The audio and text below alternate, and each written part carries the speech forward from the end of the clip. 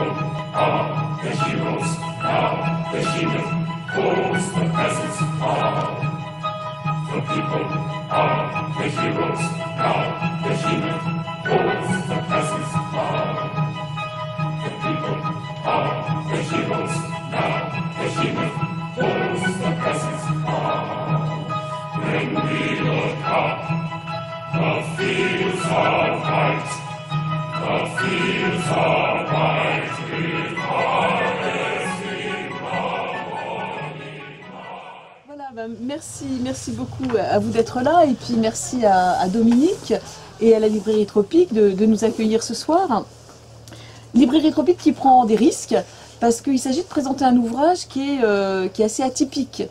Dans la mesure où c'est un ouvrage savant, universitaire, puisqu'il s'agit très exactement de la publication d'actes de colloques, un colloque qui s'est tenu il y a un an et demi à la faculté de Limoges. Mais cet ouvrage savant, il est néanmoins, en tout cas c'est ce qu'on essaye de défendre avec Ninon et avec les auteurs, parce que c'est un ouvrage collectif hein, dans lequel il y a plusieurs auteurs, on en parlera dans un instant.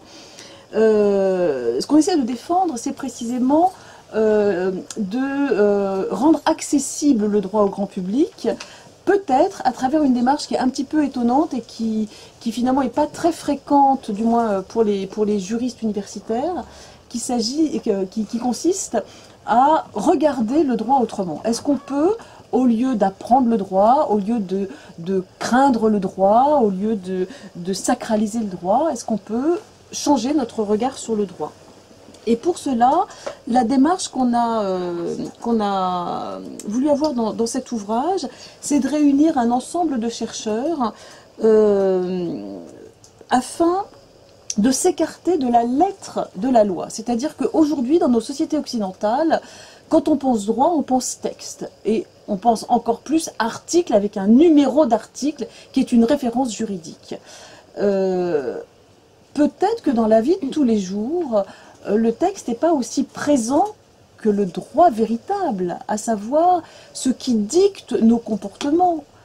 Qu'est-ce qui fait que l'on croit que l'on est dans le droit, que l'on croit que l'on respecte le droit? On ne va pas vérifier chaque fois qu'on fait un acte que ça correspond bien à un article du Code civil qui a codifié tout ça. Alors, pourquoi est-ce qu'on a un tel culte de l'écrit en droit? Il y a une histoire pour tout ça, c'est-à-dire qu'on a une histoire occidentale. Il y a d'autres sociétés dans lesquelles la lettre du droit la lettre du droit a moins d'importance. Nous sommes, dans une civilisation qui, depuis le Moyen-Âge, a quitté l'oralité au profit d'un culte de l'écrit, le culte qui est vraiment totalement consacré au moment de la Révolution, hein, quand d'un seul coup, il y a la Révolution française, outre toutes ces conquêtes démocratiques, elle pose quand même un principe qui est qu'il n'y a plus qu'une seule source de droit, la loi écrite. Et à partir de là, on va évacuer tout le droit qui repose sur d'autres formes, principalement la coutume qui est l'usage oral, et puis progressivement on va s'écarter de ce qui fait le droit. Alors, la question qui se pose aujourd'hui dans une société de l'image, où l'image est omniprésente, où l'image s'est démocratisée au point que nous fabriquons des images, nous diffusons des images de façon individuelle. On n'a même plus besoin de passer par des relais institutionnels pour faire des images ou les diffuser. Eh bien, dans cette société où l'image opère une telle séduction et à laquelle nous ne pouvons plus rester insensibles, est-ce qu'on ne peut pas tenter de regarder le droit? Et ça ne veut pas dire retourner vers le passé du droit, ça veut simplement dire est-ce qu'on pourrait être sensible à d'autres signes que la lettre? Alors, je pense à des exemples extrêmement simples. Un sens interdit, c'est une image et c'est pourtant du droit. C'est-à-dire que tout de suite, ça a une force qui fait qu'on n'y va pas. De façon peut-être moins visible, et le mot visible est sans doute pas bon, le costume des juges. Si les juges revêtent un costume, c'est parce que ce costume a une utilité, il nous dit quelque chose. Alors on n'est peut-être plus tout à fait sensible intellectuellement à ce que ça veut dire, n'empêche qu'on le voit et que ça fait quelque chose. C'est parfois rouge, c'est parfois noir, parfois il y a de la fourrure, et tout ça dit des choses, même si nous ne le savons pas, nous le ressentons. Alors, la démarche de cet ouvrage, c'est de voir comment on peut ressentir le droit, quels sont les indices qui permettent de faire en sorte que l'on ressente le droit. Alors, pour cela, de nombreux auteurs qui ont, sur notre proposition, donc Annie Maillard et moi-même, relevé le défi de chercher dans des domaines aussi variés que l'architecture. Est-ce que l'architecture des palais de justice nous dit quelque chose du droit? Et on a quelques auteurs qui sont là, qui parleront de leur travail de recherche. La peinture, est-ce qu'un tableau peut dire le droit? Les objets. Il y a des objets qui disent le droit. Alors on a un auteur qui a travaillé sur l'artisanat, la porcelaine. Est-ce que juste un objet de porcelaine peut nous donner des indications sur le droit? Ben oui. Ou quelque chose d'encore plus étonnant, la lettre de change, c'est-à-dire un objet qui est un objet de droit en lui-même. On a travaillé aussi, enfin un auteur qui est là a travaillé sur les contes. Dans les contes d'Émilie et Nuit, mais dans plein d'autres contes, on peut avoir des leçons de droit. Les allégories, les symboles, le cinéma. Bon, vous voyez, Internet. Hein. Est-ce qu'un site Internet, est-ce que le site Internet de la Cour internationale, de la Cour pénale internationale, dit quelque chose du droit? Donc, on a travaillé sur les représentations, pas forcément des images, mais sur toutes les représentations. Alors, l'intérêt de regarder le droit, il est multiple. D'une part, parce que si on s'intéresse à ces images ou à ces représentations, on peut d'un seul coup appréhender ce qu'on appelle une culture juridique diffuse, c'est-à-dire comment un profane qui ne connaît pas le droit dans sa lettre ressent néanmoins le droit et comment il en rend compte à travers une peinture, à travers une architecture, à travers une œuvre d'art. Mais on peut aller un peu plus loin sur l'enjeu social. C'est que si on admet qu'on peut regarder le droit et non pas simplement l'apprendre, eh bien on délaisse progressivement l'aspect technique du droit pour son aspect esthétique. Et là, c'est un enjeu qui me semble fondamental dans nos sociétés, à savoir que scientifiquement, le droit c'est une construction imaginaire, donc c'est un objet artistique. Chaque société construit son droit en fonction d'un imaginaire social. C'est véritablement ça qu'on veut démontrer avec ce livre, c'est-à-dire qu'il y a tout un imaginaire dans le droit, et que si on renoue avec la dimension esthétique, eh bien, on arrive à quelque chose qui est assez simple, mais qu'il faudrait défendre dans une société démocratique, et je m'adresse à Dominique, parce que je connais ses combats en ce sens, c'est que d'un seul coup, si le droit n'est pas technique, il est plus monopolisé par les savants.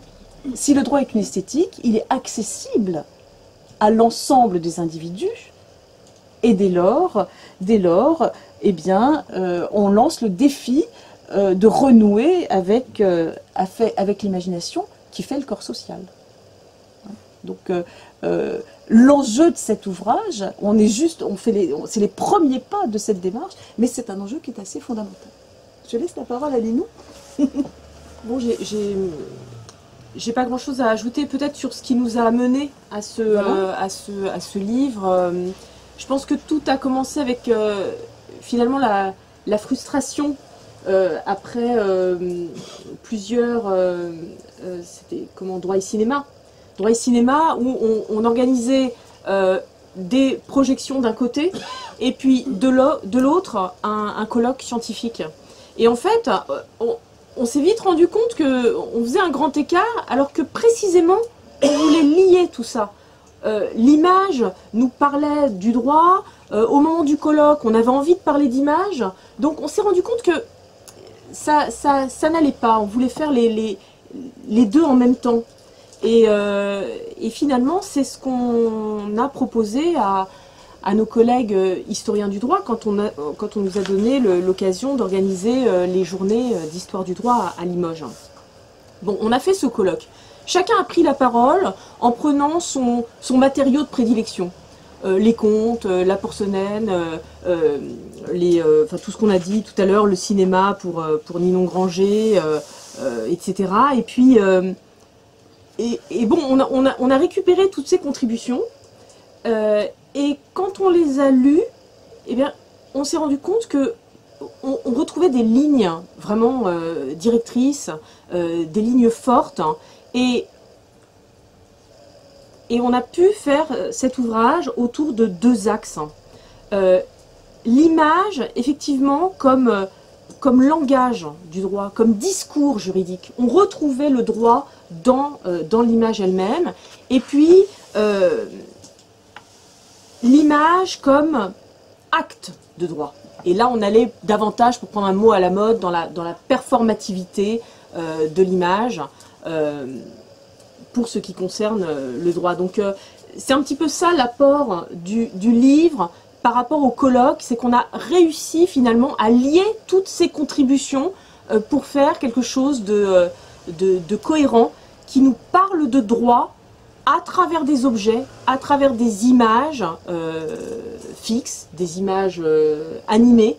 Et je pense que c'est ça, en tout cas pour moi, la vraie satisfaction de ce livre à la suite de ce colloque. Voilà, donc maintenant je pense qu'on peut discuter de choses autour de cette thématique du droit en représentation. Alors, des questions, comme toujours, moi j'en ai en réserve pour permettre au temps de se chauffer, aux gens de se chauffer. Donc le temps que vous réfléchissiez à vos questions, je vais en poser une qui me vient spontanément. J'allais dire en tant que marxiste, mais pas du tout simplement en tant que marxiste. Je ne vais pas t'infliger le droit, c'est tout simplement la représentation des systèmes de propriété. Mais il me semble qu'il y a, enfin c'est peut-être uniquement dans ma compréhension de l'exposé liminaire, que dans le projet même, il y a quelque chose, enfin ça s'éclaircit peut-être à la lecture du livre, il y a une confusion, en tout cas dans ce que je viens d'entendre, en tout cas dans mon esprit, entre le fait qu'il y ait une esthétisation et le fait que ce soit un contenu artistique. Alors là, pour moi, il y a quand même un abîme entre les deux, que ça soit esthétisé comme... au sens premier du terme, comme à peu près toutes les représentations symboliques, et effectivement, évidemment, le droit c'est une représentation symbolique des rapports sociaux, et singulièrement des rapports de propriété, mais on va laisser ça de côté. Donc, simplement l'aspect, le distinguo entre l'esthétique présente, sous laquelle, effectivement, ce qui va vous parler, comme on dit maintenant, où on perçoit ces manifestations objectives, visuelles, forcément esthétisées du droit, et ça c'est très intéressant, mais le passage au contenu artistique, je ne parle même pas de l'aspect que je connais bien pourtant du cinéma, mais voilà, comment tu fais à la fois le distinguo et le lien entre, enfin toutes les deux, entre ces deux notions en termes de représentation.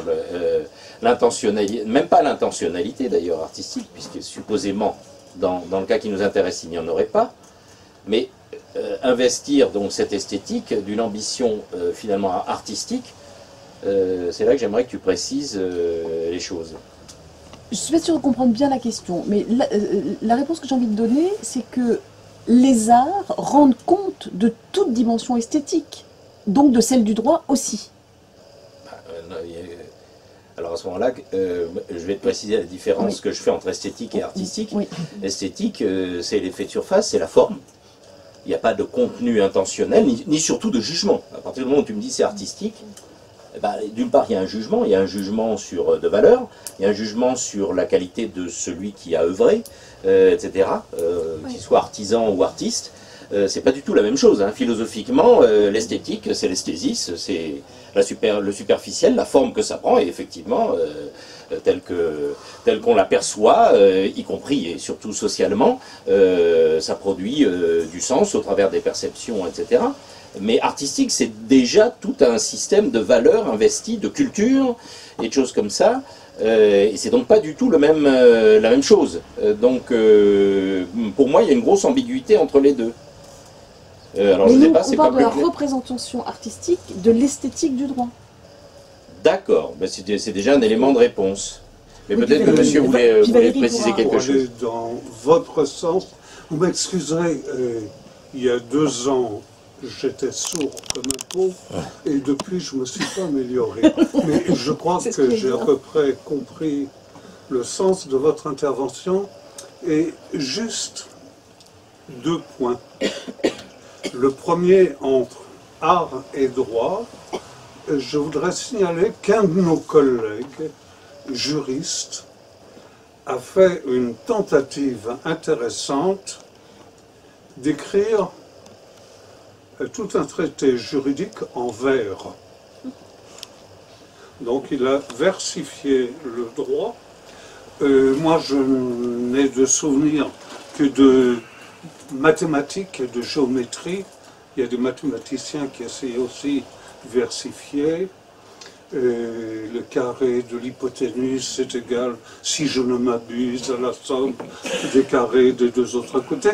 Et sur mon collègue juriste, je ne me souviens plus du tout ce que cela pouvait donner.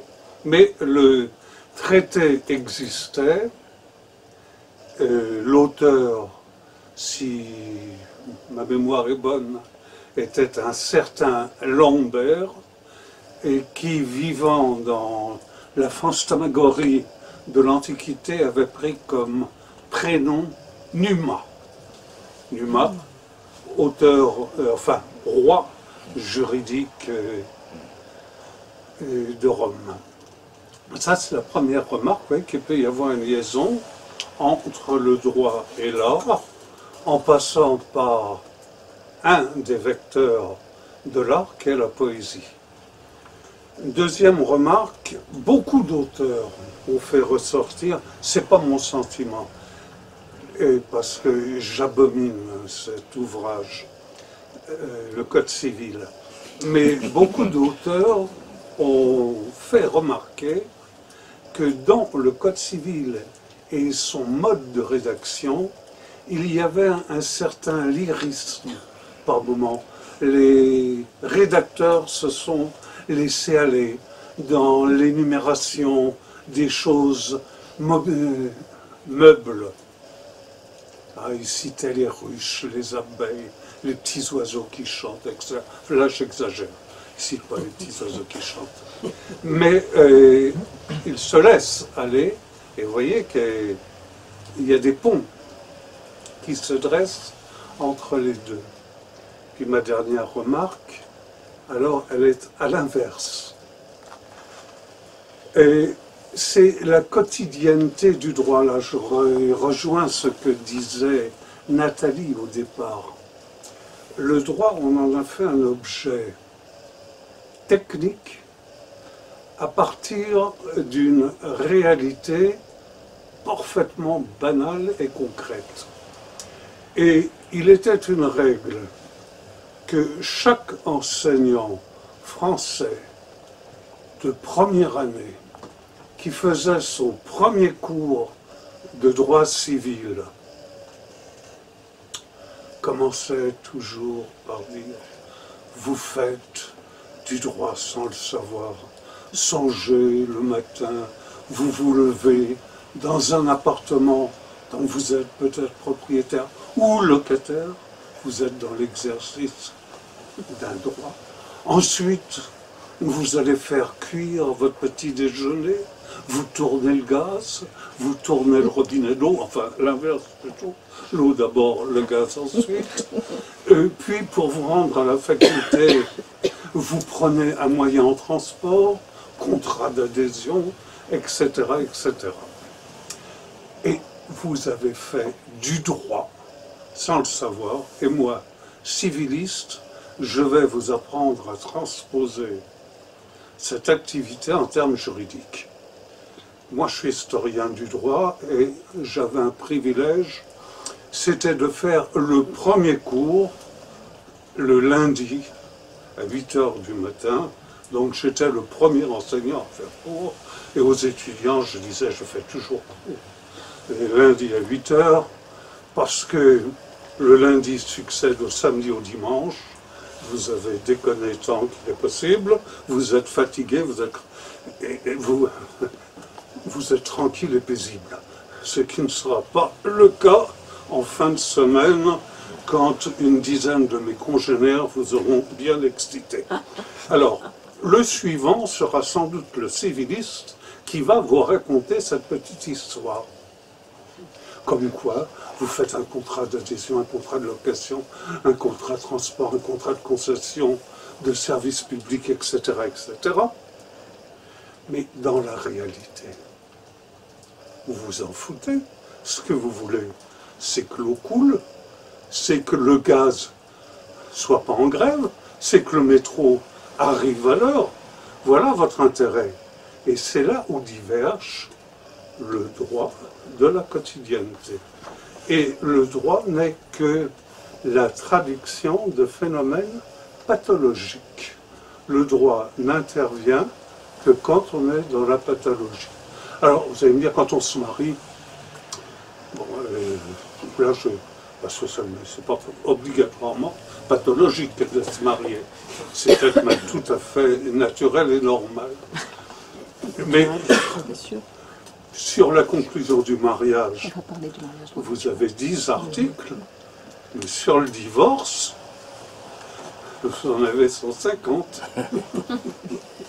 Oui, je ne sais pas, tu veux une autre question? Oui, on peut peut-être laisser Valérie, Allez-y. qui est historienne de l'art. Plutôt historienne des images. Je vais Historienne mettre là, des comme ça, images. je vais déjà demander juste une petite question. Ah oui, mais il faut vous asseoir parce que ça pose un problème après sans ça au niveau de la caméra. Oui, ça va être compliqué. Je vais ramener une autre Qui chaise. ici est intéressé prioritairement par les images et qui est intéressé prioritairement, s'il vous plaît, par l'histoire du droit? Et je sais pas, j'ai compris que vous étiez civiliste, mais c'est juste un petit sondage. Vous n'êtes pas présenté comme civiliste? Pardon? Vous n'avez pas dit que vous étiez civiliste? Non. Ah pardon, vous êtes historien du droit. Ah oui. Voilà. Non, je serai dans les capacités de me définir.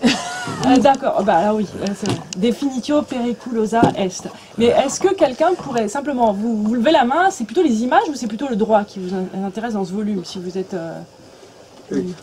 tout? C'est Ils ont tout. pas l'air- voilà. Les Voilà. deux, ouais, ils ont... Non, je pose la question. Oui, Alors, la représentation en fait. tout a l'air assez intéressant, mais j'aimerais en profiter pour vous poser une petite Ah bah question. voilà.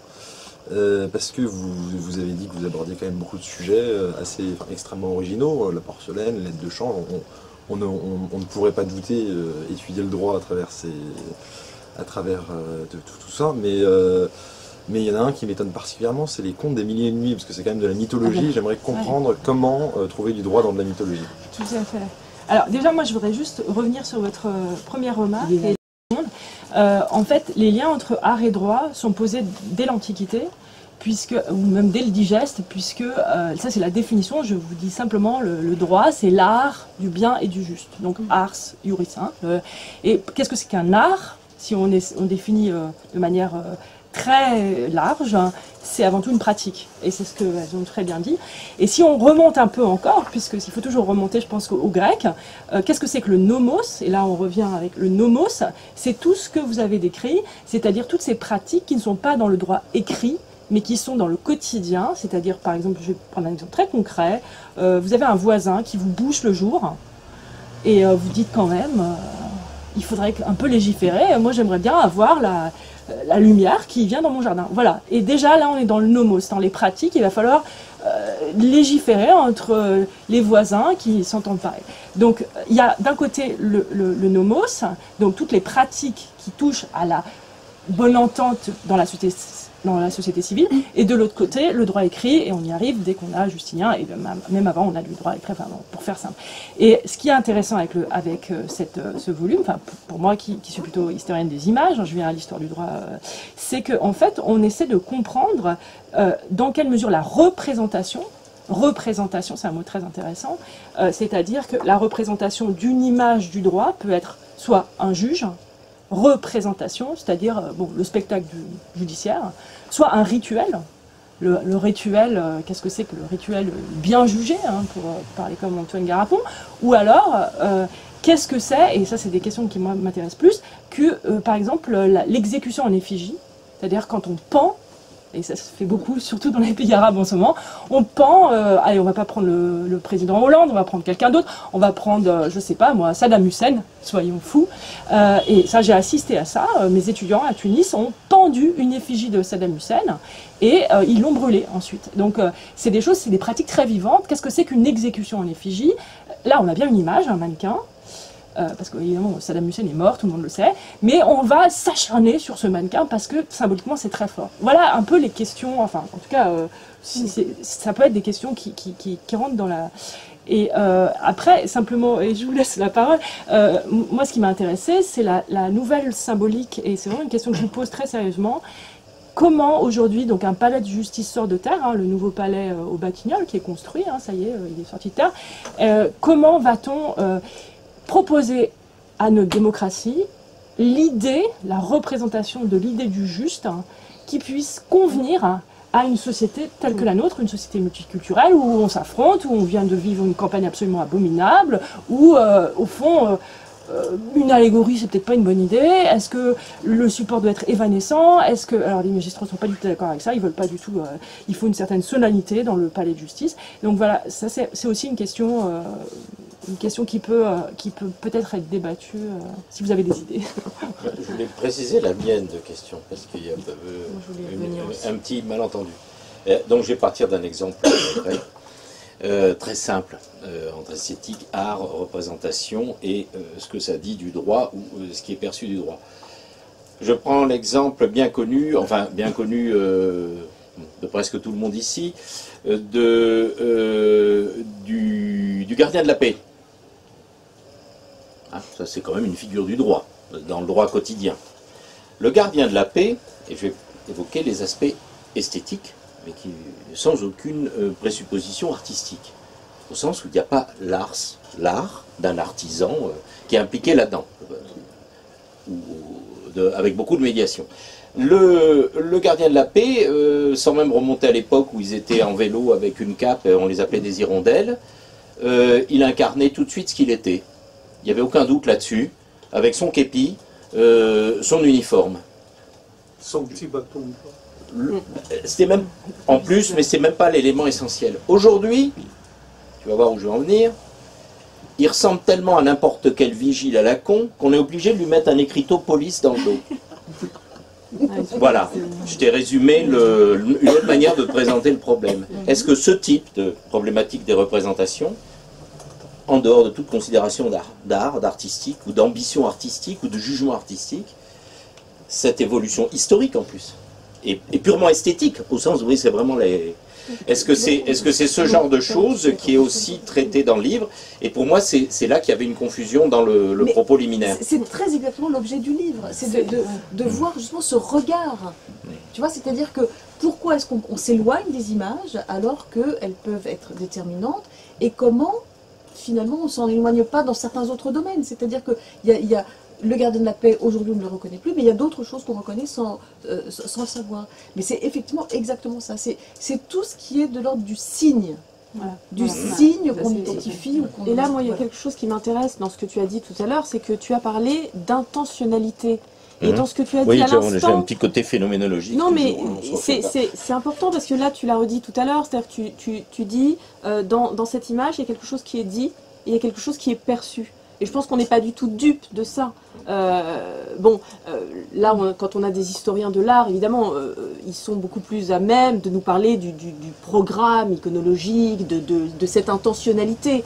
Mais nous, même si on ne sait pas tout de cette intentionnalité, on fait la différence entre ce que l'artiste a pu vouloir nous dire et ce que nous... Là, tu vois, tu nous parles de l'art. Mais voilà, on n'est plus du tout dans le même champ. C'est là que je voulais qu'on fasse bien la distinction. Et ce que nous, on peut saisir de l'esthétique.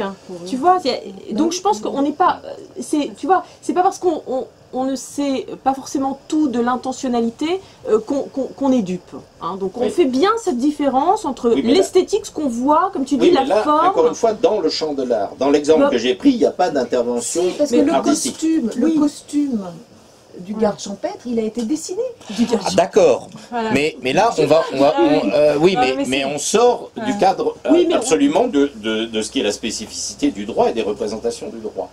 Parce qu'à ce moment-là, n'importe quoi serait du droit et on est dans un champ, comme dirait l'autre, qui n'a plus de limite. Hein. Enfin, cela dit, avec ce livre, on s'est quand même rendu compte que ce champ était très vaste. Hein.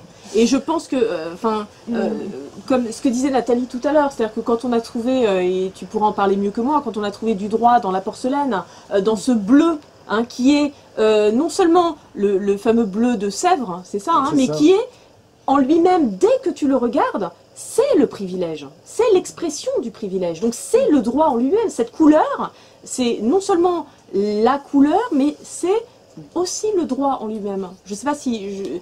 tu vois, donc il y a cet aspect artistique, et dans cet aspect artistique, eh bien, on retrouve le droit dans toute sa matérialité. Donc je pense que c'était aussi l'enjeu du livre. En tout cas, c'est ce qui s'est révélé. Et tu l'expliqueras mieux que moi. Hein. Je pense que... un peu parce que ça c'est intéressant. C'est vrai que ça peut sembler un peu spécieux de parler ainsi des couleurs, mais il faut savoir que sur une pièce de porcelaine, le seul fait de représenter une couleur, il y a derrière cela des années de recherche, des années de travail, des années d'expérimentation. À l'époque, enfin, des sommes colossales dépensées dans la recherche, et chaque couleur était défendue par un privilège. Et le seul fait de représenter une couleur, c'était marquer son droit exclusif de pouvoir produire une pièce de porcelaine, on a parlé des couleurs, mais oui, en telle couleur, en telle forme, avec de l'or ou non. Et on est là dans les brevets d'invention, la protection d'une propriété intellectuelle avant l'heure, et ça dès le XVIIIe siècle. En gros, le bleu, ce que tu es en train de me dire, si j'ai bien compris, en bon vieux marxiste, nous parle du rapport social de production, au travers du privilège et des rapports sociaux qui sont sous-jacents. Et on en revient au format classique que vous n'êtes pas surpris d'entendre dans ma bouche, c'est qu'on est en train de parler des rapports de propriété, des rapports sociaux, dont le droit n'est que l'expression institutionnalisée au travers notamment de l'État. Mais pour, si je peux... Par un biais esthétique et aussi artistique dans le cas présent, mais c'est ce que j'ai évoqué avec beaucoup de médiation quand même pour en arriver à l'aspect sinon de l'intentionnalité, en tout cas du travail de l'artisan. Et de tout ce qui va derrière dans le rapport de production, puisque un artisan, il produit, il fait des choses, il y a des brevets, il y a de la recherche, y compris à l'époque, etc. Mais moi, il y a deux choses que je voudrais dire. D'abord, pour revenir à ce que c'est que le lien entre poésie et droit. Alors, c'est vraiment un lien très fécond, parce que vous avez parlé de votre collègue qui a, disons, écrit la loi en vers.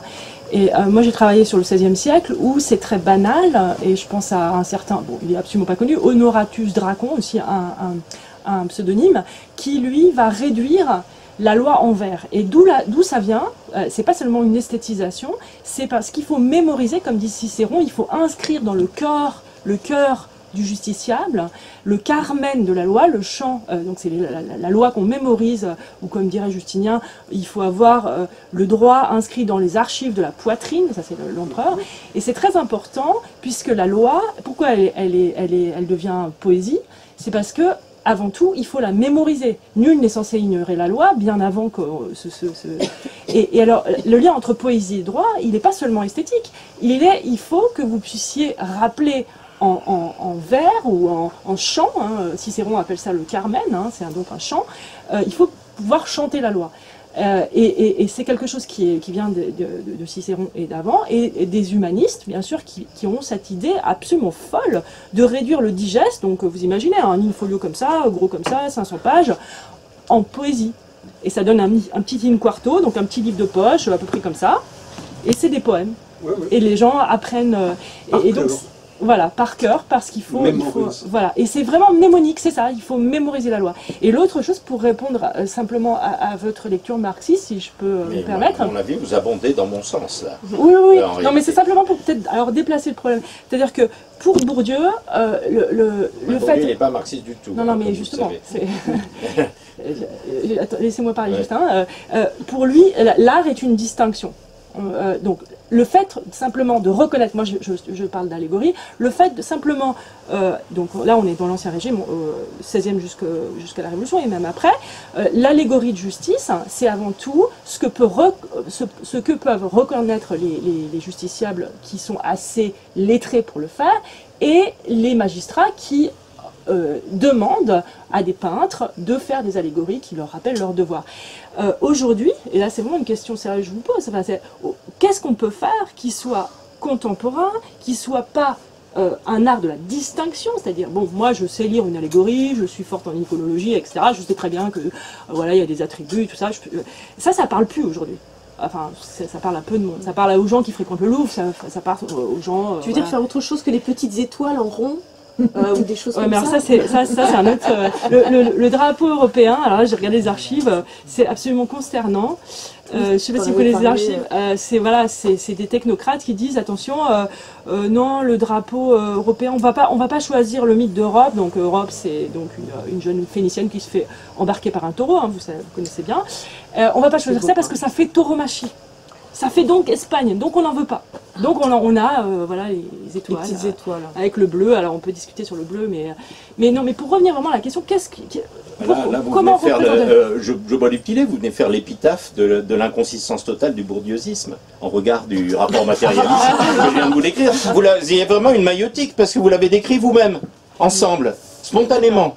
Non, mais moi, vous voyez bien, et justement vous êtes en face je mets bien Bourdieu, hein, Bourdieu par rapport à d'autres, hein, il y a une certaine honnêteté, etc. Mais on voit très bien justement pourquoi on ne pourrait rien en faire de tout ça. C'est des surcouches rajoutées complètement idéologiques, au mieux abstraites, qui ne disent pas grand-chose, et qui relèvent du simple formalisme, même pas du structuralisme avec ce qu'il pouvait apporter par des systèmes d'opposition.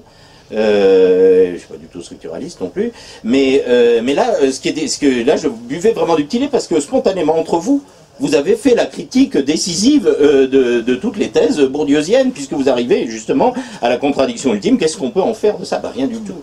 Et de ce système de distinction, absolument rien. Pas forcément qu'est-ce qu'on peut en faire, mais la question de Valérie, c'était davantage qu'est-ce qu'on peut faire? Comment maintenant on pourrait représenter alors que je sais pas, dans une perspective bourdieusienne, rien du tout. Ça c'est clair, justement, c'était le sens de ma réponse. Pas particulièrement bourdieusienne, mais comment on pourrait faire aujourd'hui dans le palais de justice qu'on est en train de construire, le tribunal. Moi j'ai dû rendre un rapport sur la symbolique judiciaire. Bon, le rapport a été enterré. Qu'est-ce qui peut parler Les experts on les consulte après, on les censure. Mais bon, ça c'est pas très grave. Non, mais au fond, la question est sérieuse. Qu'est-ce que, à votre avis, et vraiment j'aimerais vous entendre, enfin je veux dire tous ceux qui sont bien sûr, qu'est-ce qui serait une bonne idée pour représenter aujourd'hui le juste, la justice, l'idée, voilà. Alors ce qu'on veut dire, c'est le juste, et qu'est-ce qui serait perçu? Enfin, je voudrais revenir sur un terme que vous avez utilisé, sur deux. Celui que vous avez utilisé au début et celui que vous venez d'utiliser. Et je crois que ces deux termes sont fondamentaux. Vous avez parlé de la Grèce, nomos. Et nomos, ce n'est pas la notion fondamentale des Grecs, c'est la justice. Alors, alors. Le mot grec m'échappe, c'est... Diké. Il y a diké. Diké, il y a les heures aussi. Et puis, il y a encore la justice transcendante. Némésis, alors. Voilà. Celle qui se venge. Voilà. Et quand on regarde bien dans l'éthique à Nicomaque, le paradigme, on s'aperçoit que ce qu'il faut avoir présent à l'esprit et bien disséqué, c'est pas le droit, c'est la justice. Et le droit n'est qu'un instrument qui, nomos, permet de réaliser imparfaitement cette justice. Et c'est pour ça que nomos est en dessous. Et vous avez eu raison de donner la célèbre citation Ulpien, Ius es ars equiet boni, mais déjà là, on est dans un domaine très ambivalent. Ulpien, lorsqu'il raconte ça, préfet du prétoire, il est en pleine procédure formulaire où Lars Equi et Boni, c'est pas lui qui l'assume, c'est Titus, le juge. Oui, c'est ça. Ouais, c'est toujours à double. C'est-à-dire qu'on est dans ce système hyper formaliste qui va se retraduire dans la procédure américaine, anglaise, etc. Et pas du tout dans la procédure française. Et quand on regarde maintenant où on en est en France, eh bien en France, on s'aperçoit que la valeur fondamentale, c'est le droit, et que la justice n'est qu'un moyen de mise en œuvre du droit. On a complètement inversé le schéma, et je crois que La justice, c'est la ressource humaine même maintenant.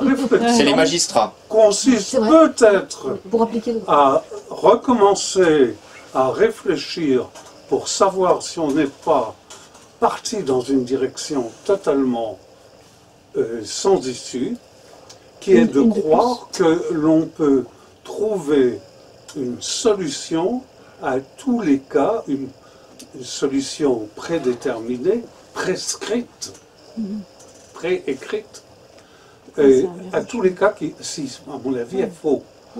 Et vous me demandiez tout à l'heure si j'étais civiliste, j'ai répondu en plaisantant non, parce que historien du droit, j'ai touché à tout, mais j'ai surtout touché à des systèmes juridiques différents. Et je pense que nous sommes très ethno-napoléono-centrés. Et c'est pour ça que j'exècre toutes les codifications de Napoléon qui ont eu pour effet de figer ce droit et de stériliser complètement la réflexion générale sur le droit. Et la bonne réflexion, alors là, petit plaidoyer pro domo, c'est mon cadi musulman qui, lui, mais il se contrefiche du Coran, il se contrefiche des hadiths, il ne s'en contrefiche pas, il les connaît, mais il a un cas qui lui est présenté, en fonction de la situation, il se demande quelle serait la bonne solution. Est-ce qu'il faut tenir compte de l'intérêt général? Alors, de temps en temps, il est prudent. L'intérêt général, ça peut être l'intérêt du général par rapport au simple trophion. Mais il réfléchit à quelle est la ligne vers laquelle il doit s'orienter. Et ensuite, dans l'arsenal des textes, il lit ce qui justifie sa décision. Et puis, au besoin, s'il ne le trouve pas, il y a des petits malins qui ont rédigé des traités de ruse, c'est-à-dire l'art et la manière de contourner une prescription qui n'est pas une prescription absolue. Et pour répondre à ce que disait monsieur, simplement, le droit à les mille et une nuits. Si vous point sur lequel vous nous ameniez de se reposer la question, est-ce, alors, c'était très bon de parler de droit, de représentation du droit, etc., parce que tout cela nous ramène en fait vers quelque chose de beaucoup plus général, qui est le juste. La première représentation bivalente, c'est la bonne femme avec sa balance, et puis son bandeau.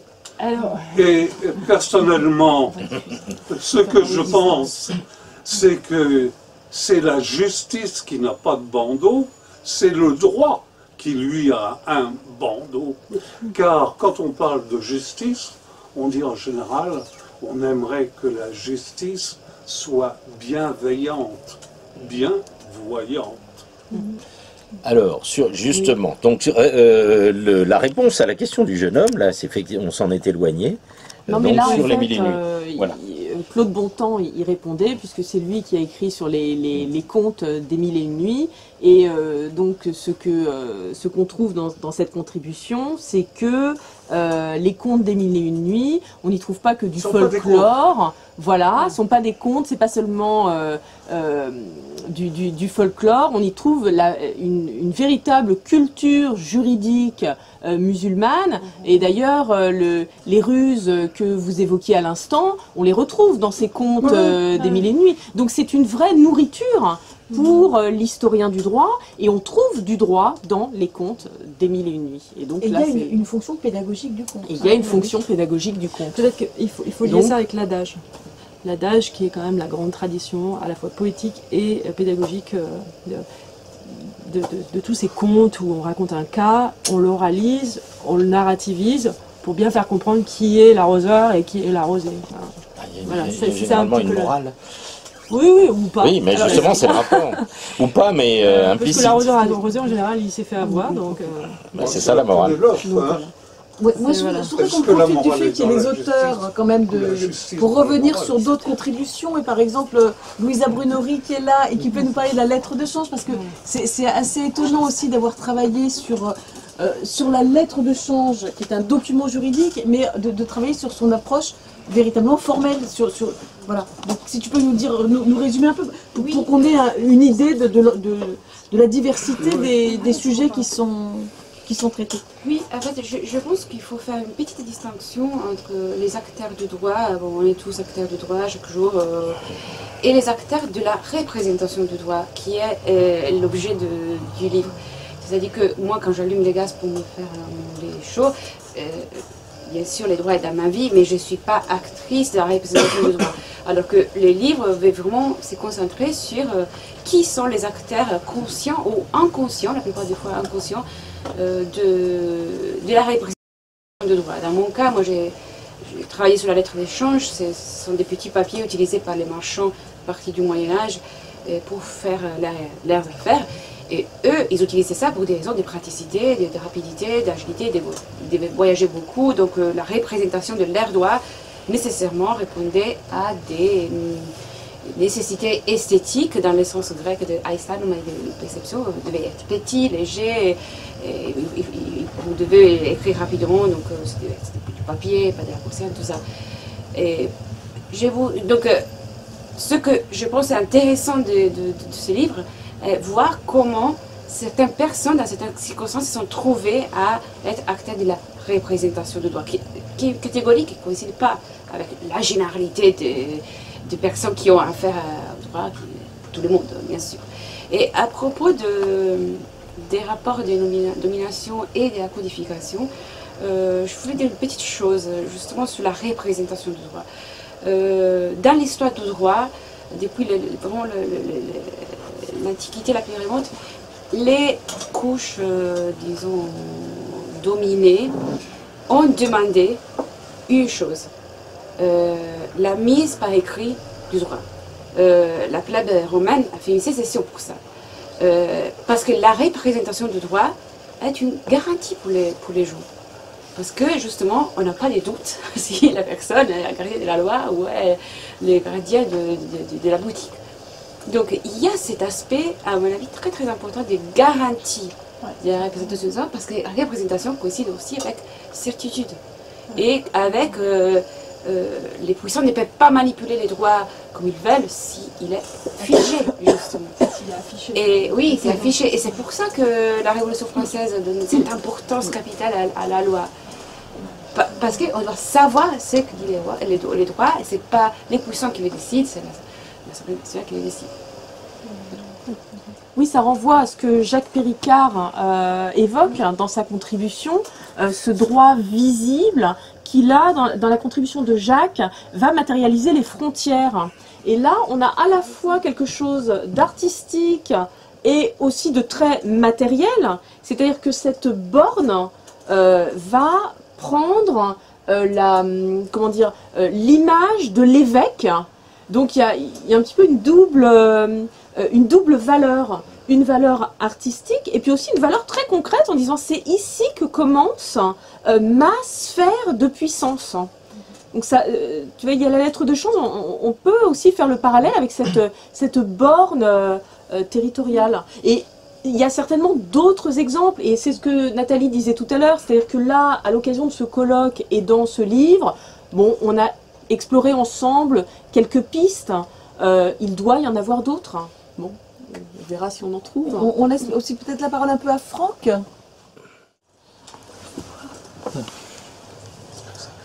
Oui, donc moi j'ai travaillé sur l'architecture des palais de justice et sur la différence qu'on a pu trouver entre l'architecture des anciens palais de justice et notamment ceux des nouveaux dont parlait Valérie. Désolé pour votre rapport. Donc des nouveaux palais de justice pour mettre en évidence une différence en fait dans l'architecture et de ce qu'elle nous révélait du rapport au droit et à la justice. C'est ça qu'on peut dire dans un premier temps, on avait une architecture très majestueuse avec cette idée que la justice devait être majestueuse, faire peur, être un petit peu sacralisée, et qu'on avait un mouvement aujourd'hui qui tendait vers plus de transparence, c'est-à-dire qu'on cherchait vraiment à avoir des matériaux différents dans les constructions, hein.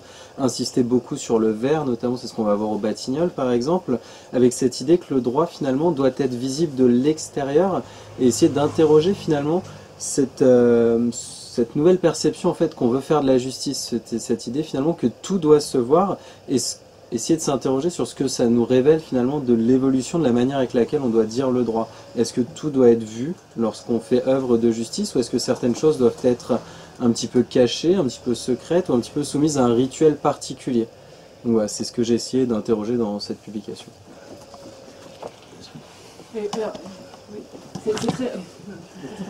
C'est très amusant, je trouve que sa communication, parce que ça fait référence à plusieurs projets contemporains, ce qu'on appelle les grandes signatures, hein. Alors il y a Rogers à Bordeaux, il y a évidemment Renzo Piano à Paris, et puis d'autres en Belgique et ailleurs. Et alors il y a cet idéal qu'on peut trouver très controversé de la transparence. Qu'est-ce que c'est que la transparence? Donc la transparence, concrètement d'abord c'est une vitre à travers laquelle on voit. Le problème c'est que par exemple je vais prendre un exemple très concret, le palais de Rogers à Bordeaux, le problème qui se pose c'est le secret de l'instruction. Donc je suis allée voir les dossiers, Rogers, donc architecte magnifique, qui a fait des choses fabuleuses ailleurs, fait ce palais tout à fait étrange, certains l'ont peut-être vu, vous l'avez visité peut-être, le palais de Bordeaux, vous voyez un petit peu le... Alors, simplement, il y a une... Si vous voulez, la salle n'est pas perdue. Elle est inaccessible. Donc déjà, c'est tout à fait étrange. Alors, les magistrats se plaignent. Elle est simplement visible de par en haut. Et alors, le truc très très fort, c'est que les cours d'assises qui sont dans des espèces de niches d'abeilles, hein, très belles, etc., sont donc assez réussis, comme des bonnets de fou, hein, comme dirait Robert Jacob, c'est des bonnets de fou. Et puis, alors, ce qu'il y a de tout à fait étonnant, c'est, et ça c'est un cas qui a gêné un magistrat, puisque lors d'une affaire, il a été menacé de manière, c'est assez drôle, de manière visuelle. Donc en gros, deux prévenus qui venaient d'ailleurs lui ont fait des signes à travers la vitre. Donc voici, ils commençaient à... Voilà, c'était fini pour eux. Donc évidemment, alors là, branle-bas de combat, tous les magistrats me disaient on ne peut pas travailler, le secret de l'instruction n'est pas conservé, ça ne va pas du tout, cette idée de transparence d'un architecte complètement fou, etc. Donc on va mettre des rideaux. Et alors, ils ont mis des rideaux. Et donc maintenant, à Bordeaux, il y a des rideaux noirs devant le magnifique projet de Rogers. Et alors, pour revenir à notre tribunal, le tribunal du Grand Paris, le tribunal de Paris qui sort de terre, là, qui sera visible, si jamais vous êtes intéressé, l'IHEJ organise une visite en avant-première en novembre, donc vous pouvez venir sans problème. Et on n'aura pas Renzo Piano, mais on aura l'associé suisse Platner. Et ce sera, le tribunal est livré le 30 juin et sera habité seulement le 30 juin prochain, donc dans un an. Et d'ici là, les magistrats, les gens, le personnel aura le temps entre guillemets, d'essuyer les plâtres, hein, puisque ça va être, voilà, on voit le chantier. Et, parce qu'il sera en plâtre, il ne sera pas en verre. Alors la question se pose, hein. On a un idéal magnifique de transparence, on veut la transparence du juge, ça ne veut rien dire, enfin j'aimerais bien que vous réagissiez parce que c'est quand même incroyable. Alors Antoine dit dans la préface, évidemment c'est pas la transparence de la conscience, ça n'a aucun sens, on ne va jamais voir, on n'est pas là, c'est pas non plus la transparence comme idéal, disons dans nos sociétés de surveillance, c'est quand même un peu gênant qu'on voit à travers, et c'est encore moins la transparence du secret de l'instruction, puisque vous voyez, ça donne des problèmes assez graves quand même, un magistrat qui est menacé dans l'exercice de sa fonction. Donc qu'est-ce que c'est que la transparence. Bah, les Anglais, eux, ont fait un truc absolument génial, je trouve. Hein. C'est donc la nouvelle cour où ils ont simplement gravé en transparence, donc en filigrane, l'emblème de la cour qui se trouve en face de... Donc, mais il y a une question qui se pose aussi avec la transparence aussi, c'est celle que du coup avec la transparence on supprime la médiation. Et sans médiation pour rapport au symbolique, est-ce qu'on peut comprendre les choses de la même manière? Si on nous donne à avoir une image brute, donc même celle de la justice, sans tous ces symboles, est-ce qu'on comprend l'œuvre de la justice de la même manière ou pas? Et ça interroge d'autant plus au final qu'aujourd'hui on est dans un mouvement où on nous revendique de plus en plus de transparence, c'est-à-dire cette information brute, sans qu'on nous la décode. Donc on nous parle même de haute autorité pour la transparence de la vie publique, hein, c'est parfaitement clair. C'est accountability. Accountability c'est en anglais, mais oui. c'est fait de rendre des comptes, c'est un peu différent. Voilà. Mais en fait c'est ça, c'est une mauvaise compréhension de ce que c'est que la notion de transparence.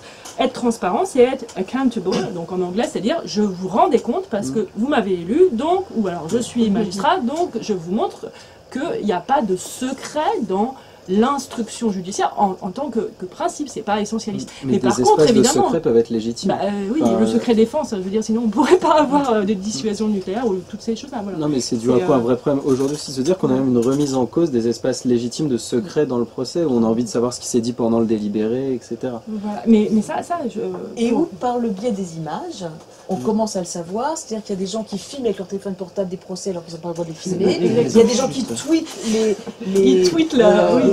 Même des magistrats qui vont tweeter entre eux le procès. Cette nouvelle technologie de l'image, elle atteint énormément le fonctionnement de la justice. Sur, comment dire, l'architecture, il y a quelque chose qui moi, me paraît important à travers le temps.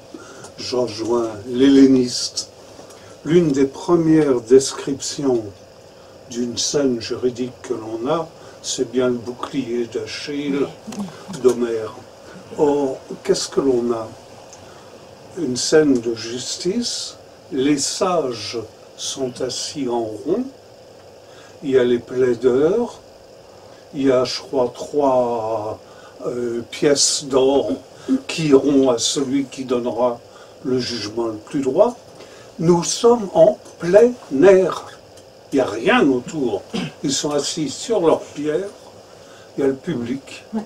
C'est le plein air. Et puis maintenant, on aboutit à une chose qui peut être architecturalement très intéressante, avec des petits rideaux, c'est fabuleux, mais on est dans une justice close. Elle est enfermée. Or, le mot qui, moi, m'interpelle, c'est le mot transparence. Il y a trans.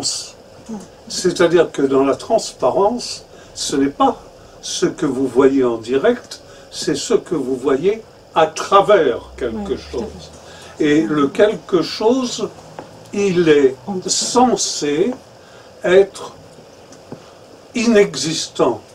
En fait, il est censé exister en étant, en donnant l'impression d'être inexistant.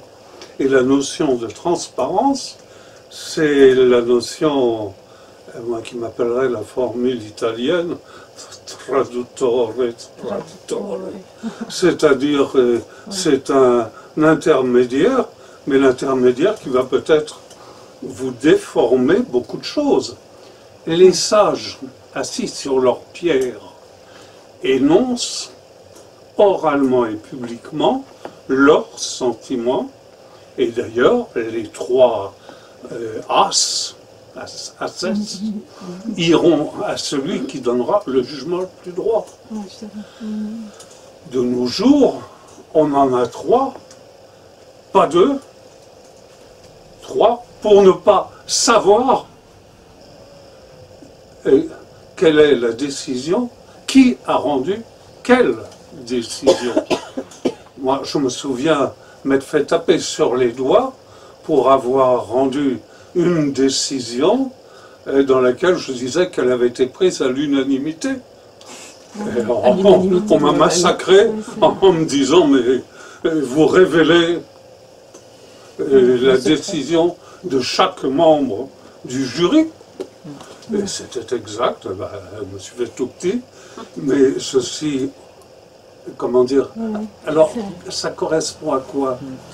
Je crois que vous avez raison, à une protection. Oui. Protection, corruption, possibilité de faire pression, etc. En réalité, c'est l'espèce de méfiance qui s'établit entre le plaideur et celui qui va être chargé de rendre la justice, de faire le droit, qui va justifier tout cet ensemble de mesures, alors que dans l'idéal de justice premier, on se tourne vers la personne dont la qualité première, c'est d'inspirer confiance, et qu'on ne remettra pas en cause sa décision. C'est Saint-Louis sous son chêne, Saint-Louis qui est le roi qui s'est le plus contrefoutu de la justice, puisqu'il a créé le Parlement de Paris pour ne pas avoir à s'occuper de questions judiciaires, et qui en outre n'a jamais siégé sous sa chaîne, parce que... Si ça veut pour vous rassurer, on le cherche. La seule statue à la Cour de cassation qui a été plastiquée, c'est Saint-Louis. Oui, oui. Et 2 fois d'ailleurs. Il y a quelque chose qui me frappe là dans les images. Oui, moi, je voudrais juste mettre une réserve sur ce que vous dites, sur cette idée vous avez dit cette décision a été rendue à l'unanimité. Aujourd'hui, ce système, il est quand même très franco-français et il y a beaucoup de juridictions en dehors de la France qui rendent publiques les opinions dissidentes, par exemple la CEDH, sans que ça remette en cause pour autant le fait que la décision de justice est rendue par l'institution judiciaire. Donc je pense que dans ce que vous dites, il y a aussi quelque chose d'intéressant, c'est qu'on est dans une société où on nous dit que la décision est celle d'un juge en tant que personne et pas celle d'un juge en tant qu'institution. Vous avez même, ce qui est d'ailleurs passionnant, le fait que certains juges ont des opinions dites dissidentes. C'est-à-dire, j'ai voté pour, mais je ne suis pas totalement d'accord sur l'argumentation qui est développée dans la décision. Et ça, c'est très beau. Là, pour revenir à l'architecture, il y a quand même quelque chose qui est frappant, et dans les 2 images que tu as choisi de mettre dans ta contribution, le palais de justice de Paris et le palais de justice de Bordeaux dont on parlait à l'instant, c'est quand même, et je pense qu'on peut dire la même chose des Batignolles, c'est que même s'il y a cette transparence, le bâtiment reste impressionnant. Et on conserve quand même cette idée de majesté, hein, tu en parlais dans ta contribution, ça c'est assez frappant parce que même si c'est tout vitré, là on voit bien les ruches, ça reste quand même un bâtiment qui nous étonne. Et les Batignolles, j'ai cru, alors pour l'instant j'ai vu que les plans et j'ai vu ça un petit peu de loin, mais ça a l'air quand même très impressionnant. Cette salle des pas perdus qui fait, je sais pas, c'est quelque chose de grandiose, 5000 mètres carrés je crois, enfin, elle est gigantesque. Donc d'accord, il y a cette transparence, on veut voir, tu parlais d'une justice plus égalitaire, enfin dans la symbolique en tout cas, mais alors, quand même, on reste quand même... on reste un peu subjugué quand on rentre. Il faut absolument une solennité, puisqu'un palais de justice ne peut pas... D'ailleurs, vous voyez bien, les médias, quand ils filment un procès, c'est toujours le magistrat est en haut des marches. Hein, c'est pas, en général, il n'est pas en bas des marches. Hein, il faut quand même lui garder une forme... Et quand Renzo Piano dit « je voudrais un idéal de Civitas », donc lui, sa grande idée, et je trouve très belle, c'est de dire, bon, voilà, on va faire... Alors, vous pouvez rigoler, mais quand même, on va faire un pont avec les banlieues, on construit aux Batignolles, ce monument du Grand Paris qui est quand même... Oui, c'est gigantesque. C'est gigantesque. Est-ce que vous avez vu cette tour, enfin, je veux dire la dernière, hein, donc avec une structure en un cube, peu en escalier, voilà, avec qui 3 symbolise cubes. Les 3 ordres du bien jugé. Et puis alors l'autre impératif, c'est l'écologie, c'est-à-dire que bon, Renzo Piano veut. Et donc, dans les débats autour de la symbolique judiciaire, ça a été qu'est-ce qui serait un bon symbole. Et alors là, c'est un moment extraordinaire. Renzo Piano, qui est un homme absolument charmant, c'est les gens qui sont autour de lui qui sont moins sympathiques, mais lui, il est charmant. Il nous a fait un petit dessin d'un arbre. Et alors, voilà, l'arbre. Alors, on peut vraiment écrire des kilomètres de livres sur l'arbre et la justice. Hein, ça, tout le monde est plus ou moins d'accord, c'est un des très beaux symboles et on n'a pas besoin de ramener ça forcément au chêne de Saint-Louis, et l'arbre à palabre, on voit bien toutes les ramifications du thème. Par contre, après les attentats du 13 novembre, ils se sont dit, ah oui, mais il faudrait quand même la balance et le glaive. Hein. Donc ouais, il y a eu un peu une espèce de... C'est-à-dire que bon, ah oui, l'arbre et la balance, ok, il nous a fait aussi une très belle balance, mais le glaive. Parce que le glaive, bien sûr, et vous l'avez très bien dit, il faut, et Diderot le dit très bien, quand Diderot parle de symbolique judiciaire, il dit mais il faut frapper le justiciable et il faut qu'il y ait une symbolique forte pour la cour d'assises. C'est ça le plus important pour lui. Les pas perdus, le foyer, ça c'est pas vraiment le problème. C'est que quand on juge de la vie des gens, on est aux assises, et ça arrivera à peu de gens, j'imagine, c'est une infime portion de gens qui sont concernés par ça, à part bien sûr ceux qui sont dans les cours d'assises toute la journée. Et il y a qu'à voir ce qu'a fait Jean Nouvel à Nantes. Vous imaginez, vous êtes juge en cour d'assises à Nantes, il y a un éclairage zénital rouge sang, toute la journée sur votre tête. Oui. Enfin, ça c'est une symbolique que je trouve absolument accablante. Pour moi, c'est totalement irrespirable. Moi, je me mets à la place des juges qui doivent juger. Ça doit être un truc à faire. On en revient à ma question initiale. Hein. Voilà. L'esthétique et l'intentionnalité, et on voit tout le caractère. Vous évoquez le fait de rigoler, je rigole 2 fois, 3 fois à propos de tout l'exemple, parce que c'est grotesque. Mais ça, c'est toute la dérive de l'art institutionnel qui a démarré dans les années 70. Mon frère était à l'UP8, aux Beaux-Arts, dernière année, en 68, ceux qui faisaient celle de Huette. Alors j'ai vu cette dérive, cette espèce de néofascisme logomachique de l'urbaniste Démurge et de l'architecte qui allait avec, et qui donne des espèces de pantalonnades grotesques que vous décrivez, avec effectivement toutes leurs contradictions. Mais vous parlez de Jean Nouvel ou vous parlez de tous. Alors là, ils sont vraiment, parce qu'ils sont dans un rapport social de production où ils sont dans une fonction bien précise, qui est celle qui est une fonction de propagande explicite. Alors, parce que vous parlez de solennité, mais c'est logique que tous ces bâtiments soient impressionnants. Ce sont des lieux de pouvoir. Oui, mais on peut pas échapper à ça. C'est pas la peine. On m'entend déjà assez. Jean Nouvel, vous inquiétez pas, et puis aussi. Ah non, tous des cuisses. Hein. Et comme je connais bien le milieu et depuis qu'il s'est constitué de cette manière-là, je peux vous dire, c'est pour ça que je le dis de manière non seulement péremptoire, mais avec un peu d'autorité. On peut critiquer le fait. Mais ce n'est pas les individus, hein, je veux dire, ou même leur qualité. C'est la fonction sociale qui veut ça. C'est l'art institutionnel et instrumentalisé. C'est pour ça que je vous disais, il y a tout ce qui a été dit, c'est pas du tout pour contester l'intérêt de tout ce qui a été dit, mais je veux dire, moi j'aurais tendance à bien distinguer quand on porte des jugements ou des appréciations, pour informer notre jugement, où vous apportez toute une quantité d'éléments tout à fait intéressants, et vous faites un procès tout à fait spontané qui me va très bien, justement, des résultats sociaux de tout ça, et de toutes les impostures que ça représente, parce que justement, ça refoule la fonction initiale, sociale, tout simplement matérialiste, au travers d'une esthétique, soit, il y en a forcément une, mais avec une intentionnalité en plus qui, elle, n'est absolument pas dépourvue de détermination, y compris de déterminations qui ne sont pas du tout explicitées. Parce qu'il y a l'intention, à la limite, du grotesque que vous évoquez à propos des exemples de nos grands artistes. Non, mais là, je m'amuse.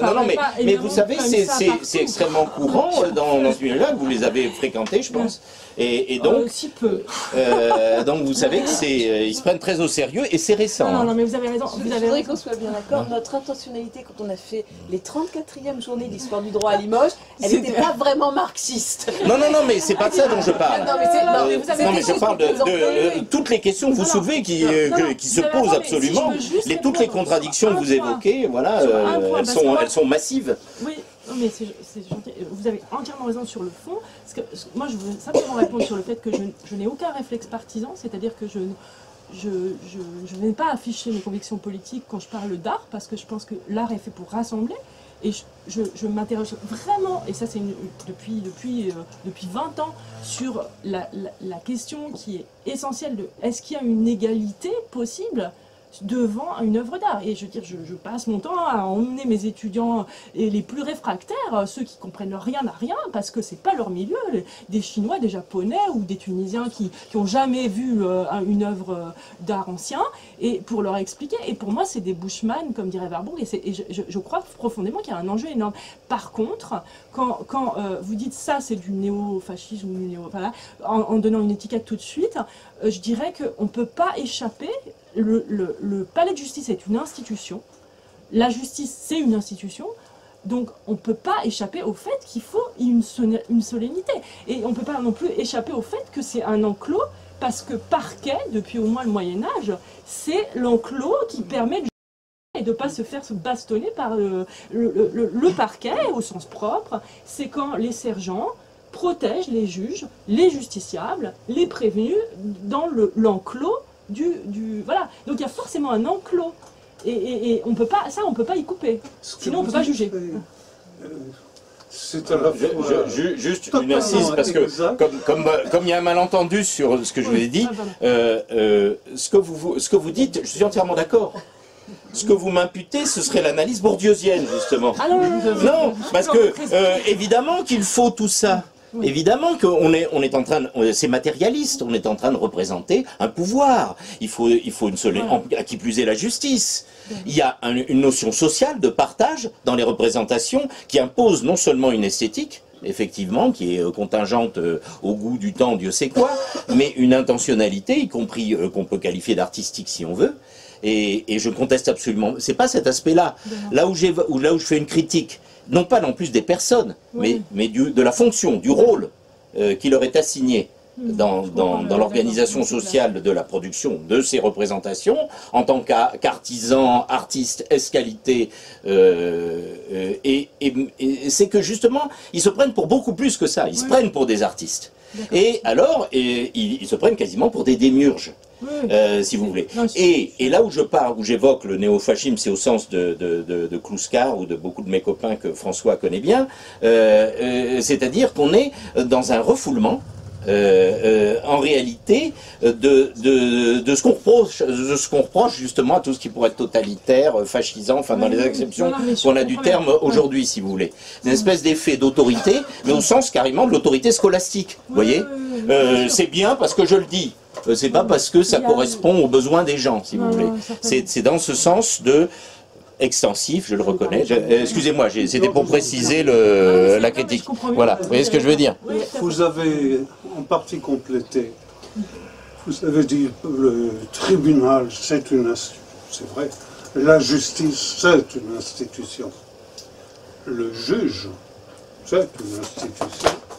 Et moi, j'ai souvent repensé au colloque après, et on en avait parlé avec Nathalie avant qu'il ait lieu, et je me suis dit, il y a quand même quelque chose qui a pas manqué, en sens que c'est un trou, c'est pas, non, ça aurait été un plus.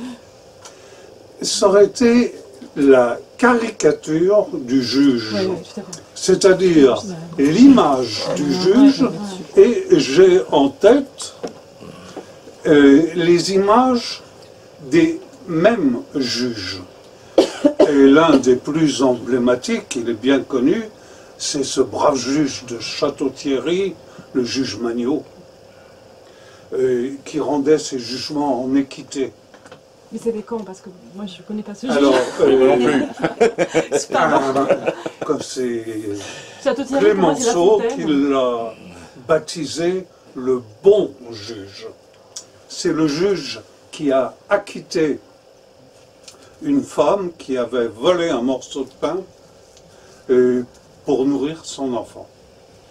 Et il ne l'a pas acquitté au nom de la charité, etc.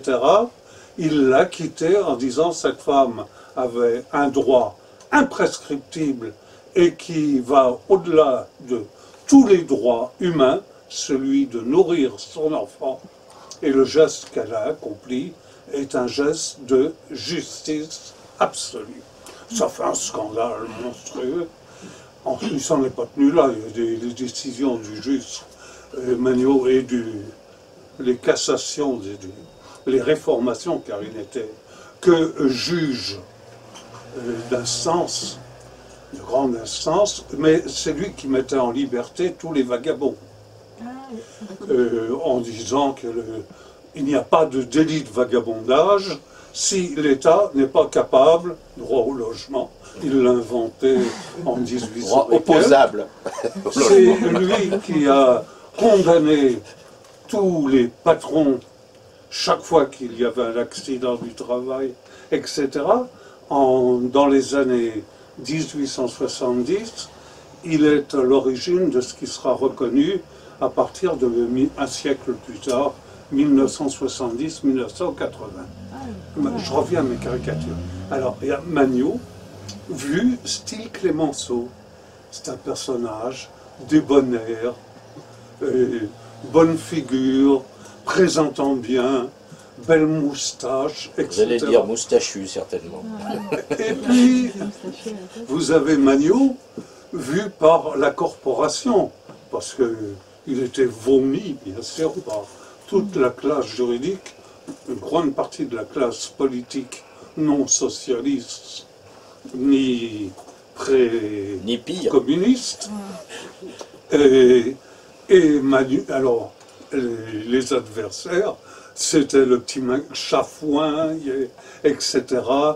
Les caricatures, les deux vagabonds qui se disaient toi, ton itinéraire, c'est quoi? Oh, ben moi, dès que viennent les beaux jours, je vagabonde à Château-Thierry, parce que Magno me met dehors, et je suis tranquille, à la Belle Étoile, ça va bien. Quand le froid commence à réapparaître, je retourne à Paris, on me met en prison, je suis au jour. Et ce genre de caricature a fleuri. Et c'est donc pour en revenir à l'image, parce que ce juge institution, c'est aussi un juge homme, alors, et qu'il faut protéger. Et cette fois-ci, on entre dans une autre notion. On a parlé de justice, on a parlé de droit, mais il y a une troisième notion qui, à mon avis, est liée, mais est distincte. C'est la sécurité, c'est l'ordre public. L'ordre public n'est pas du tout le fils légitime de la justice. La sûreté. L'ordre public, c'est plutôt le fils adultérin de la justice. C'est un produit qui procède de la justice et du droit. C'est le droit qui l'engendre davantage.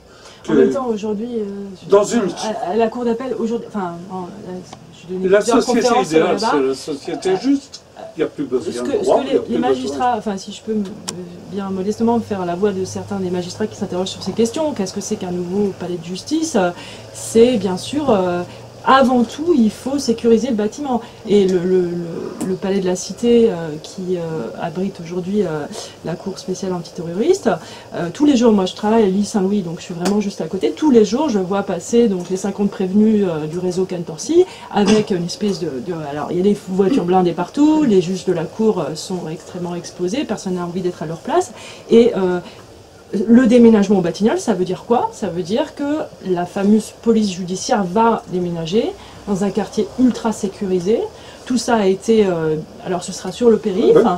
Et en fait, ça, c'est des questions... On ne peut pas non plus... Je veux dire, c'est quand même l'institution, pour revenir à ce que me disait monsieur, l'institution veut la solennité. On ne peut plus aujourd'hui, étant donné le contexte, on ne peut plus, disons, se départir d'un impératif sécuritaire qui est malheureusement... Vous conduisez une voiture, sans doute de temps en temps. Non, moi je conduis. Non, toute personne qui conduit à l'heure actuelle se retrouve soumise à des règles, mais qui ne sont pas des règles de justice, mais qui sont des règles de conduite. Et c'est ça, on parle que de flux. Aujourd'hui, les magistrats ne parlent que de flux.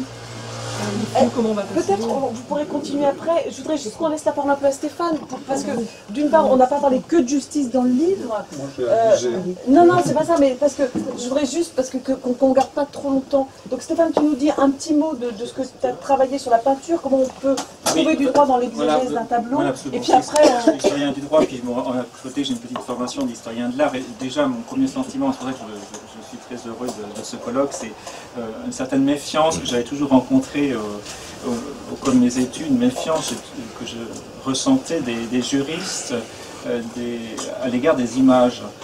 Et la meilleure preuve était sans doute donnée, me semble-t-il, par les manuels de droit. Je ne sais pas si certains ont feuilleté les manuels de droit, mais enfin, en termes d'édition, je dirais qu'il y a pas de publication plus indigente au point de vue de la maquette et en tout cas des couvertures. Donc, ce qui témoignait, je trouve, déjà d'une difficulté pour les juristes à appréhender donc, ces images.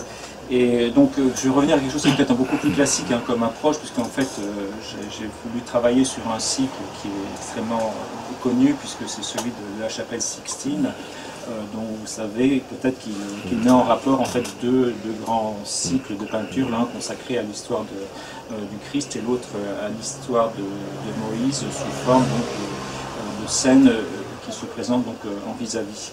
Et donc j'avais souhaité donc, travailler plus particulièrement sur l'une des fresques qui représente donc la remise des clés à Saint-Pierre. Donc déjà le thème en lui-même montre que évidemment là nous sommes dans un art qui a une intention résolument politique hein, qui apparaît. Néanmoins ce que l'on peut dire, c'est que des interprétations qui sont évidemment innombrables depuis la création donc, de ce cycle ont peut-être un peu gommé l'aspect auquel je me suis intéressé, donc qui est plutôt un aspect, je dirais, théologico-politique et qui visait donc à affirmer donc, les pouvoirs du pape commanditaire de ces fresques qui était donc le pape Sixte IV. Nous sommes à l'extrême fin du XVe siècle, donc dans un contexte qui est un contexte extrêmement particulier donc pour la papauté. Donc dans des cycles qui ont fait l'objet, je dirais, d'une surcharge d'interprétation, puisqu'on en a des lectures absolument multiples hein, qui se sont succédées, lectures allégoriques, lectures liturgiques, lectures théologiques. Et je voulais plutôt m'arrêter donc à donc, que le titre même, je dirais, de la peinture semble même révéler, à savoir une volonté très claire de la papauté d'affirmer donc son pouvoir, un pouvoir aussi bien dans l'ordre spirituel, mais aussi dans l'ordre temporel. Et donc ça, en disséquant en fait cette fresque, dépassant, je dirais, le thème même, pour voir que chaque, et là on rejoint peut-être très modestement ce que des enseignements de Daniel Arras dans cet art du détail, voir que le moindre détail de la fresque en fait renvoie à ce qui était sans doute une volonté qui est très mal connue, hein, parce qu'on sait peu de choses sur la genèse en fait du cycle. Certains ont même suggéré que ces cycles de peinture venaient critiquer le pape Sixte IV, ce qui me paraît quand même difficile à défendre.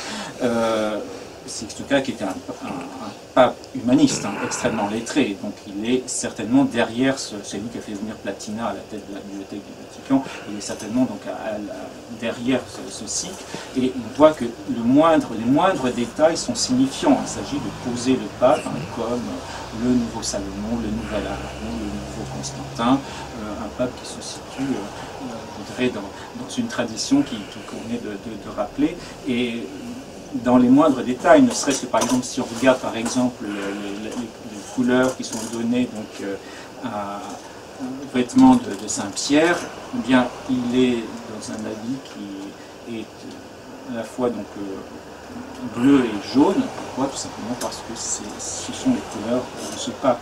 Donc les moindres détails sont signifiants, et donc voilà, c'était un petit peu ce qui m'a amusé de voir que les architectures antiques qui sont utilisées, elles sont là et pas utilisées de manière anodine. Hein. Il s'agit de poser l'Ancien et le Nouveau Testament dans des lectures qui sont des lectures souvent très très savantes, hein, puisées donc dans les lectures même de ce pape, qui est un pape humaniste, dans la lecture de son entourage. Avec aussi une utilisation des chiffres, des nombres qui, elle aussi, ne laisse rien au hasard, hein, dans un contexte qui est vraiment celui de cette Renaissance. Donc voilà, quelque chose de très classique, mais qui visait plutôt donc à replacer donc, dans ce cycle, dans une lecture qui n'est peut-être pas celle qu'on a fait la plus habituellement, à savoir vraiment une lutte contre donc, ce qu'on a appelé le conciliarisme, à savoir ce débat notamment qui visait à affirmer l'autorité des conciles sur celle du pape. Et donc là, tu soulignes la pluralité des lectures. Et finalement, c'est vrai que sur les multiples objets qu'on évoque, il y a eu une lecture symbolique, une lecture théologique. Et nous, ce qu'on proposait, c'est d'offrir une lecture juridique de ces objets. Donc voilà, je pense que c'était, c'est tout l'intérêt du travail qu'on a lancé. Eh bien, je ne sais pas si vous voulez conclure. En tout cas, je pense que ceux qui, si tu peux te rapprocher, ceux qui verront cette vidéo vont s'apercevoir que là, il y a des quantités de points et de champs à défricher passionnants, me semble-t-il. Objet de discussion, de débat et de controverse qui donne justement me semble-t-il, l'intérêt de la chose. Je voulais poser une dernière question en rapport avec ton intervention. C'est à propos justement, peut-être que c'est dans le livre, hein, que j'ai pas eu le temps encore de voir en détail. Est-ce que tu évoques, parce qu'il y a une œuvre qui est extrêmement célèbre et qui quand même semble être dans le droit fil du projet du livre, qui est La Ronde de Nuit. Puisque la ronde de nuit, c'est le guet des bourgeois dont le statut de bourgeois les autorisait justement à faire preuve d'une certaine autorité légale, juridique. Ils étaient les gendarmes. En fait, ils ne foutaient pas grand-chose, mais c'était l'occasion à toutes ces organisations commerciales et commerçantes d'époque, dans les Flandres de cette époque-là, de faire preuve de leur statut social, du pouvoir que ça leur conférait. Et on avait un artiste, et non des moindres, qui était convoqué à donner une esthétique à cette représentation du droit. Parce que la ronde de nuit, c'est ça quand même. Je ne sais pas si ça t'inspire un commentaire. Je m'étais arrêté uniquement à la lecture de cette fresque disséquée, je dirais, dans sa totalité, de la fresque d'ailleurs qui lui fait face, pour montrer d'ailleurs les rapports, mais je dirais la peinture suggère, de ce point de vue-là, des réflexions sans fin, hein, puisque effectivement, pendant très longtemps, l'art a quand même été... Un thème pour le prochain colloque alors. Voilà. Bon, je vous rends la parole, mesdames, pour la conclusion. Peut-être, c'est à moins qu'il y ait d'autres questions. Non, je conclurai avec une anecdote, parce qu'on n'a pas parlé de quelque chose qui est aussi présent dans le livre. Louisa disait que le livre traitait des acteurs de la représentation, mais on a voulu aussi parler tu en as parlé un petit peu, de la perception, c'est-à-dire comment le droit est perçu, comment le droit est reçu, grâce justement à ceux qui le représentent. Et alors je vais juste parler d'une anecdote, parce que je pense que ça met bien en perspective les choses. On s'amuse beaucoup dans le milieu juridique de ces adolescents, jeunes délinquants, qui, quand ils arrivent devant un juge, lui disent « Oui, bien sûr, votre honneur ». Hein, alors qu'on ne dit jamais votre honneur, enfin le juge français ne s'appelle pas votre honneur, et donc on s'en tient à la première interprétation qui est de s'amuser en disant « Ah bah il regarde trop la télé ». Mais on peut aller beaucoup plus loin. C'est-à-dire que, qu'est-ce que ça signifie si le jeune dit « votre honneur » ? Ça ne signifie pas simplement qu'il regarde la télé. Ça veut dire qu'il est imprégné de cette culture et qu'au moment où il est devant le juge, il est dans un film. Donc il devient un héros quelque part. Et que tout le rapport à la justice va être un rapport transformé par la représentation. C'est-à-dire que la perception de l'image transforme le rapport qu'on a au droit. Et ça je voulais finir là-dessus, en disant que ça va bien au-delà de juste de l'art et de l'esthétique. Et c'est ce que tu dis quand tu disais l'effet performatif de l'image. Hein. Il y a une transformation, et que si le juriste il ne travaille pas sur cet effet-là, on passe à côté de quelque chose du droit véritable. C'est d'autant plus fort que pour la représentation du procès, c'est forcément une représentation de fiction, puisque les procès ne sont pas filmés. Donc là, on est encore dans quelque chose d'encore plus... ça fait réfléchir. Hein, oui, mais je vais être très bref, mais pour plus soyer encore sur tout ça, c'est un des nombreux intérêts, je dirais, c'est celui qui m'a frappé d'emblée dans le projet du livre, c'est que surtout, ça ne nous en dit pas tant sur le droit que sur nous-mêmes, sur le rapport social en général, et celui que nous vivons aujourd'hui avec notre rapport, notre propre rapport, la manière dont on acculture le droit par le biais de cette performativité, c'est absolument clair. Là, c'est vraiment un des aspects essentiels parmi plein d'autres qui, pour moi, attestent de l'intérêt de ce travail, et en plus de le resituer dans un développement historique. Donc c'est pas seulement comment on le vit nous par rapport aux déterminations qu'on connaît, mais ça nous en dit aussi de ce qu'on devient par rapport à ce qu'on était et comment on évolue. D'où d'ailleurs mon commentaire sur le gardien de la paix qui jadis était instantanément perçu comme l'autorité de police avec tout ce que ça représentait à l'époque, il n'y a pas si longtemps, seulement quelques décennies. Et aujourd'hui, c'est tellement banalisé, vulgarisé, transparent, qu'on est obligé de lui mettre une étiquette pour dire c'est un flic, c'est pas un vulgaire vigile ou service de sécurité. Et ça, à mon avis, ça en dit beaucoup sur le pathos actuel. En tout cas, merci à tous, bravo. On finit sur des...